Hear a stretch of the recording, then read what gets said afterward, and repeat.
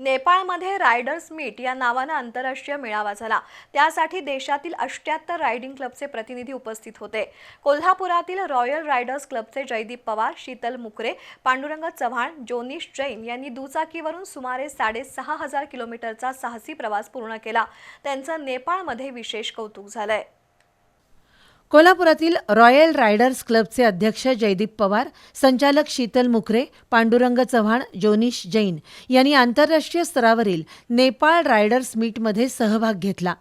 त्यासाठी त्यांनी कोल्हापूर ते नेपाळ हा 6,500 किलोमीटरचा प्रवास दुचाकीवरून केला।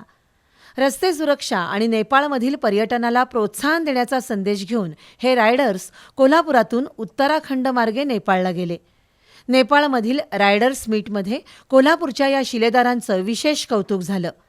दरम्यान उत्तराखंड इथं झालेल्या BOBMC या राष्ट्रीय स्तरावरील मेळाव्यातही कोल्हापूरच्या रायडर्सनी सहभाग नोंदवला।